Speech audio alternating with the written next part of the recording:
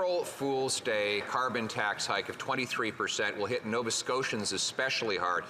The Prime Minister's tax will cost $1,500 for the average Nova Scotia family, far more than they get back in rebates. That's why Nova Scotia's Assembly passed a unanimous motion with all three parties supporting it, calling for federal MPs from that province to vote with Conservatives to spike the hike. One of those MPs is from Kings Hants, the chair of the Agriculture Committee, which has been studying the carbon tax pain for farmers.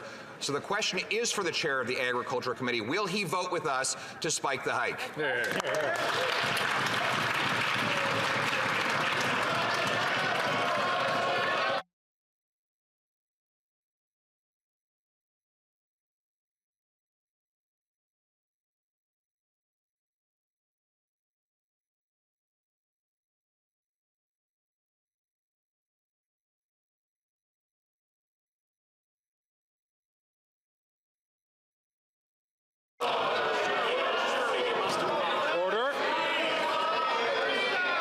Of course, questions can be asked of the government regarding administrative issues of the government, and of course to committee chairs. It's important for Canadians to understand, though, that when questions are asked of committee chairs, it has to be regarding stuff that has committee business that's before the committee right now.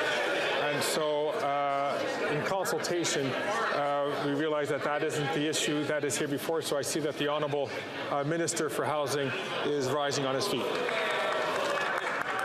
Thank you, Mr. Speaker. And look, what the honourable member is actually suggesting is false. We have real-world data to demonstrate in provinces where the system actually applies, families receive hundreds of dollars more each year than they pay in fuel charges. The Conservatives pretend to care about affordability, yet they oppose measures to put more money in the pockets of families. They pretend to care about affordability, but they oppose measures that protect seniors' pensions. They pretend to care about affordability, but they vote against measures to remove the interest on Canada's student loans. Mr. Speaker, we will do everything we can to make life more affordable, including putting more money in the pockets of families while we fight climate change at the same time. The Honourable Leader of the Opposition.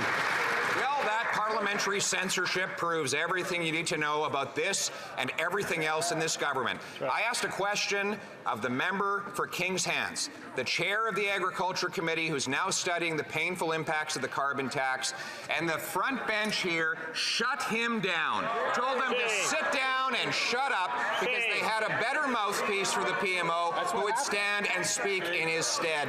Mr. Speaker, the question is for the member for Kings Hants, the chair of the Agriculture Committee. His committee studying how the carbon tax hurts farmers. Will he vote to spike the hike? Speaker, if the honourable member has qualms about the member for Kings Hants, I can reassure him he is a champion for his community. He launched a petition recently to stand up to the Conservative government in Nova Scotia for changes to the agricultural sector in his community.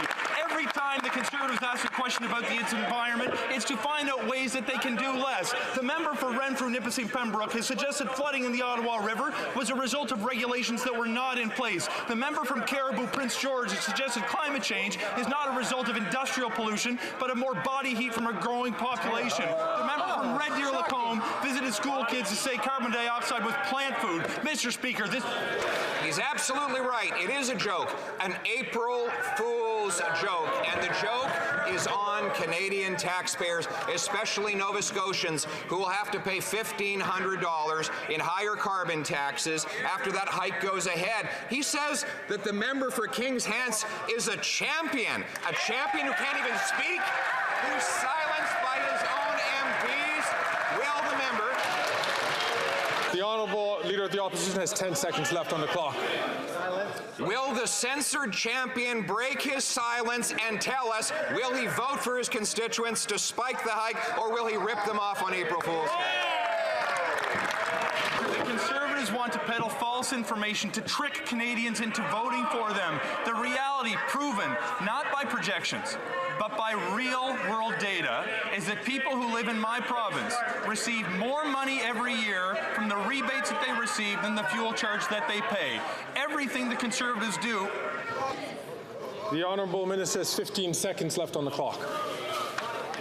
Mr. Speaker, at every instance the Conservatives have an opportunity to speak in House, they do one of two things: advocate to do less on the environment or to take money from families in my community. I will support neither. We will do do whatever we can to put more money in the pockets of families and do the right thing for future generations.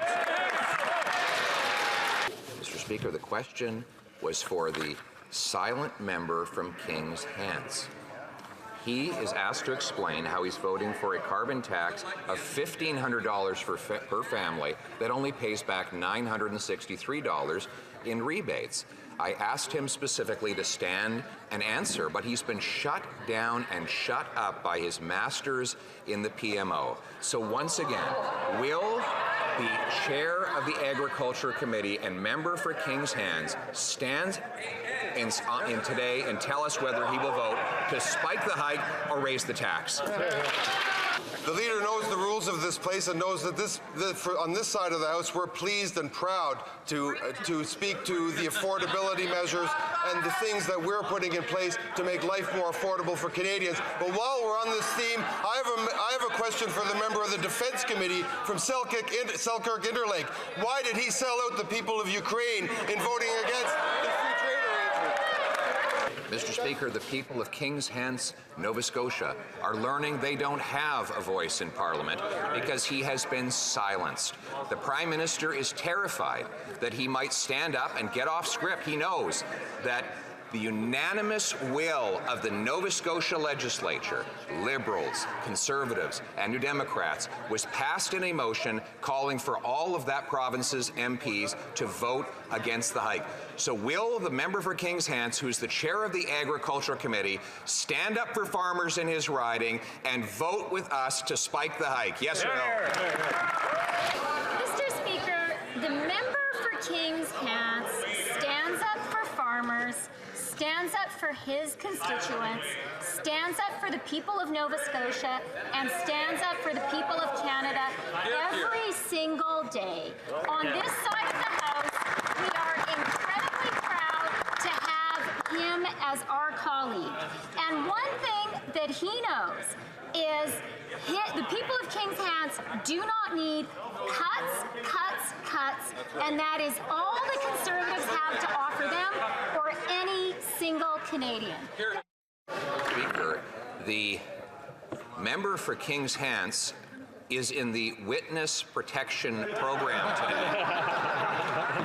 He can't possibly stand up when his whip waves for him to sit down, which is exactly what happened a moment ago when I asked him a legitimate question as chair of the Agriculture Committee, a committee that's studying the devastating impact of the carbon tax on farmers in his riding and across the country. So for a sixth time, will he come out of the witness protection program and announce whether he will vote for our motion to spike the hike? Mr. Speaker, the Conservatives love to talk Canada down. They traffic in fear and falsehood. But on this side of the House, we believe in Canada and we believe in Canadians. And that's why I am so glad to share some good news with the members of this House. And that is the inflation number for February, which came out this morning, 2.8% below expectations within the Bank of Canada's target range. That is the second month in a row. In January, it was 2.9. Within the target, our plan is working, Mr. Speaker.